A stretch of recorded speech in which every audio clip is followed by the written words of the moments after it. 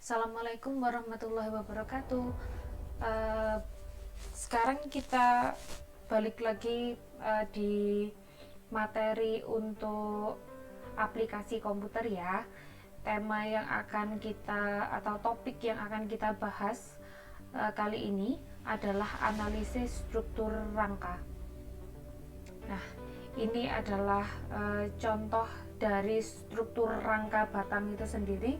Jadi sebelum kita masuk ke RSAP-nya akan saya jelaskan ya, ini adalah contoh dari struktur rangka ya, struktur rangka atap. Jadi ini tumpuannya ada tumpuan sendi dan tumpuan roll di sebelah sini. Ada dua tumpuan ya. Kalau selanjutnya ada dua jenis beban. Ada satu jenis beban yaitu beban terpusat. Ini ada di 3 titik, semuanya 250 kg.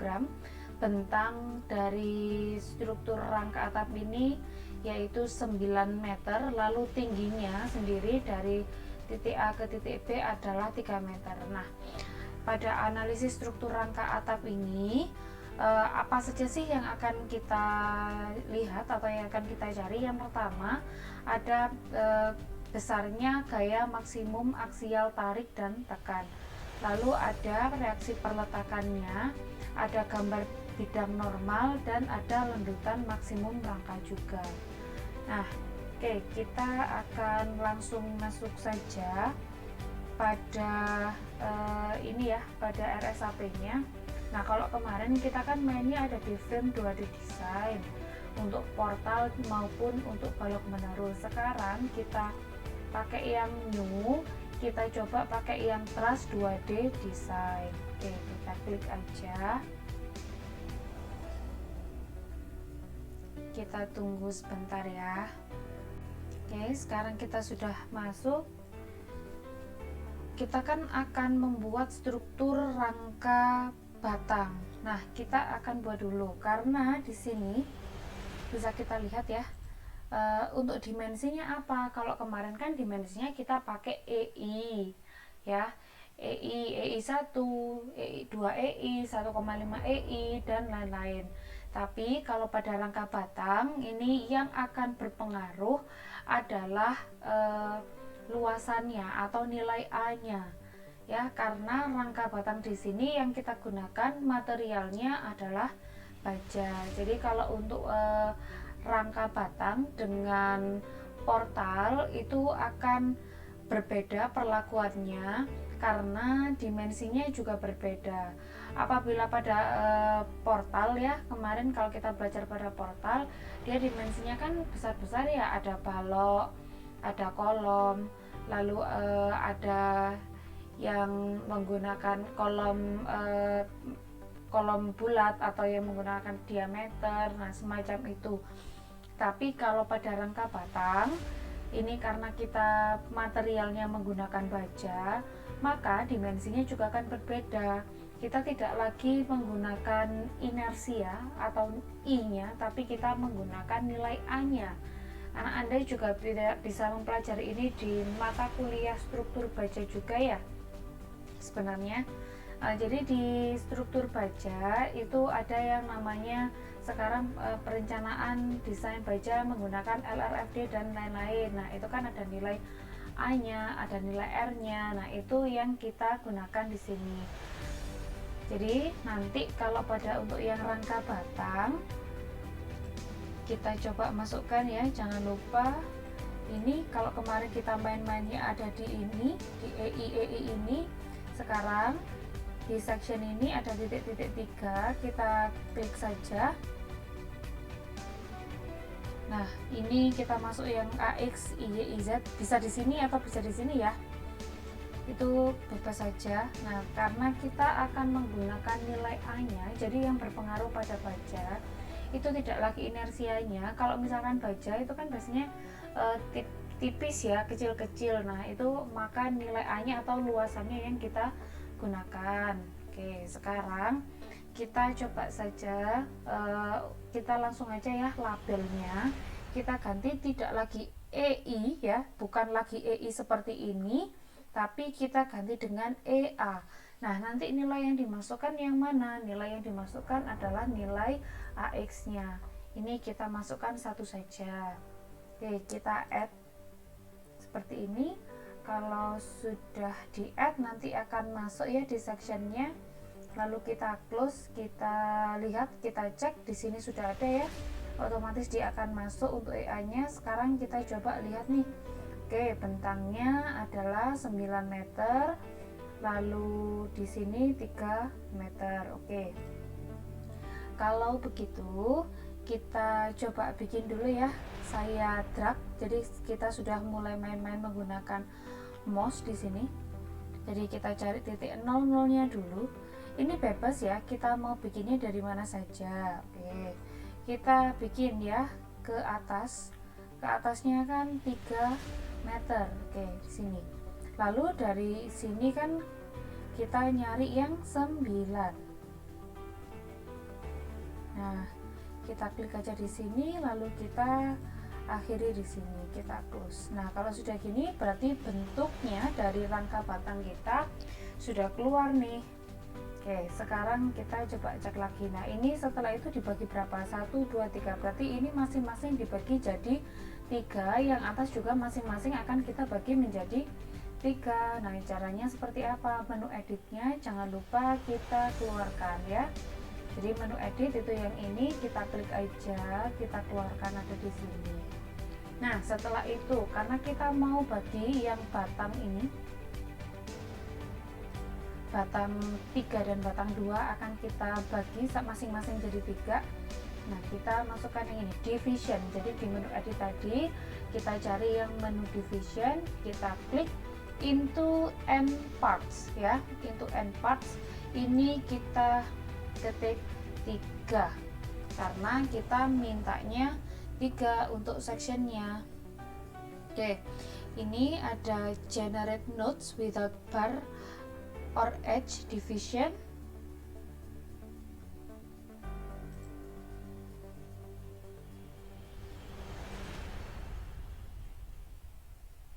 Kita ilangin centangnya ya.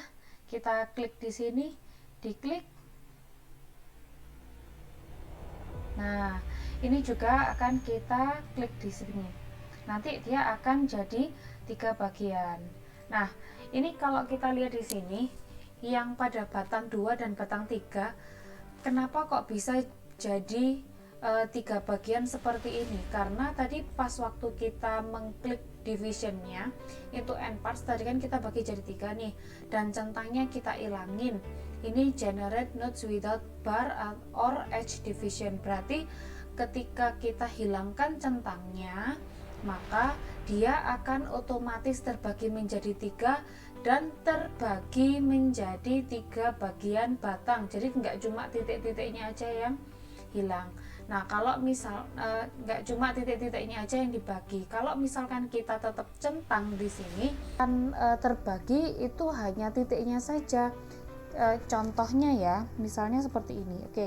Nah, kalau misalkan kita tetap centang di sini, kita tetap centang ya. Lalu ini kita bagi 2 aja deh, biar gampang ketahuannya. Kita bagi 2, lalu kita tetap kita kayak gini. Tadi udah kita blok, berarti kita tinggal execute saja. Kita lihat bedanya ya dari yang tadi. Nah, coba kita close. Nah, kalau yang tadi dia akan, kalau misalkan centangnya kita ilangin, dia kan akan terbagi-bagi menjadi beberapa bagian batang ya. Kalau 3 ya jadi 3 bagian batangnya. Tapi kalau misalkan centangnya tidak kita ilangin atau checklistnya nggak kita ilangin kayak gini nih, berarti dia cuma ngasih titik aja di tengah sini. Dia ngasih titik yang membagi 2 bagian dari 1 batang. Nah, seperti ini, tapi dia nggak akan terbagi jadi 2 batang. Anda harus hati-hati di sini ya. Jadi kalau misalkan sudah seperti ini pasti akan mengganggu kita. Oke, sebaiknya kalau sudah seperti ini, kalau kita melakukan kesalahan seperti ini, kita hapus aja. Nah, kalau gini kan udah bersih nih. Oke, selanjutnya kita lanjutkan lagi ya. Ini saya drag. Ini kan belum lengkap. Tadi gambarnya kan harusnya seperti ini nih. Ada batang yang di tengah sini. Oke, kita bikin ya dari titik 1 ke titik 6, lalu turun ke 5, ke 7, dan ke 4. Nah, sudah jadi. Ini adalah batang-batang kita, rangka batang kita yang kita buat. Nah, ya, udah jadi seperti ini. Selanjutnya kita masukkan tumpuannya. Oke, yang pertama tumpuan kita pakai yang ini ya, yang sendi. Yang sendi di sini berarti kita pakai yang pin. Nah, lalu yang di sini itu kita pakai apa? Kita pakai yang roll horizontal. Kita lihat di sini, ini rollnya adalah yang horizontal. Jadi kita harus bikin dulu di sini, ini kita kasih roll H sebagai penanda bahwa dia memakai roll horizontal. Nah, kalau roll horizontal berarti arahnya itu yang ke samping sini ya. Nah, kalau kemarin kita ilangin yang UX dulu centangnya. Kalau kemarin kan yang ini nih, kalau kita mau bikin roll, tapi sekarang kita mau bikinnya rollnya horizontal yang miring ke sini, maka yang akan kita centang adalah yang UX, yang UZ kita hilangkan. Oke, kita add dulu. Sudah, ini roll hanya udah keluar, lalu kita klik aja di sini. Nah, jadi deh kalau udah kayak gini. Seperti ini ya, berarti udah selesai nih pemodelan kita. Selanjutnya apa? Selanjutnya kita akan memasukkan bebannya. Oke, di load types kita masukkan 2 kali aja biar kita nggak bingung nanti hasilnya seperti apa. Selanjutnya kita masuk ke beban ya, kita masuk ke beban. Nah, ini bebannya ada 3 nih, ada 250, 250, 250. Nah, posisinya ada di mana? Posisinya ada di node-nya. Jadi nanti di node ini dia arahnya kemana? Kita lihat sumbunya. Oh, arahnya dia ke arah Z. Berarti ini bukan di X tapi di Z-nya. Jangan lupa kalau misalkan dia arahnya ke bawah berarti dia harus minus 250. Kita add dulu di titik 5. Nah, seperti ini. Nanti dia akan keluar seperti ini. Oke, apakah ada cara lain biar cepet nggak? Nah, ada cara lain biar cepet. Caranya gimana? Caranya gini. Ini jangan lupa ya, kita blok. Nah, kita blok dari arah kiri atas ke kanan bawah, seperti Anda melakukan pengeblokan pada AutoCAD seperti ini. Ya, di blok. Berarti kan yang akan terblok hanya titiknya saja di sini, titik 4 nih yang terblokir. Yang terblok ya. Jadi nanti kelihatan nih warnanya udah hijau di sini. Lalu yang terakhir kan yang sebelah sini, ini bisa kita pencet atau kita ketikkan kontrol ya, sambil kontrol. Ini kalau udah kontrol keluar plus atau minus ya di sini di mouse kita blok juga seperti ini. Nah, dia akan otomatis keluar hijau-hijaunya seperti ini, berarti dia sudah terblok dengan baik. Nah, selanjutnya kita coba masukkan nih di sini minus 250, kita add. Nah, ini apply itu 3 dan 4, berarti pada titik 3 dan titik 4. Ini titik 3, ini titik 4. Kita apply saja di sini. Nah, dia akan otomatis keluar. Nah, tadi kalau misalkan saya langsung semuanya gimana? 3, 4, 5 bisa juga. Jadi kalau mau masukkan beban biar nggak kelamaan ngekliknya satu-satu, bisa juga menggunakan ini. Jadi kita sudah menggunakan banyak tools ya sekarang. Oke, kalau sudah seperti ini, apa yang harus kita lakukan? Berarti kalau semuanya sudah dimasukkan, kita tinggal calculation saja. Oke, kita calculation. Nah, ini ada warningnya ya pasti, karena dimensinya kita nggak pakai yang WF atau pakai yang C atau pakai yang lain-lainnya atau pakai yang H, karena kita masih masukkan satu komponen saja, yaitu nilai EA-nya, kekakuannya.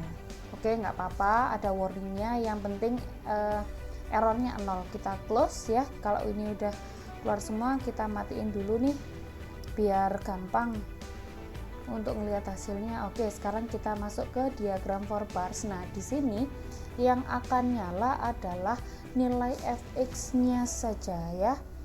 Kita lihat parameternya, labels, differentiated, and field. Oke, nah kita lihat di sini. Ini adalah hasil dari perhitungan rangka batang kita. Jadi kita bisa lihat di sini reaksinya yang paling besar yang mana? Yang paling besar di sini sama di sini. Jadi pada batang tekan berapa, pada batang tarik berapa, nanti kita akan tahu. Oke, berarti untuk struktur rangka batang ini mudah sekali. Kita bisa langsung aja untuk eksekusi. Dia juga nggak macam-macam, yang keluar hasil outputnya juga cuma satu jenis ya, cuma fx-nya saja, dan yang pasti tidak akan ada momen di sini ya. Kenapa tidak akan ada momen? Karena ini adalah rangka batang. Kalau misalkan rangka batang ada momen, maka itu akan bahaya bagi bangunan kita. Oke, sekian dari saya untuk penjelasan tentang struktur rangka batang kali ini. Terima kasih. Wassalamualaikum warahmatullahi wabarakatuh.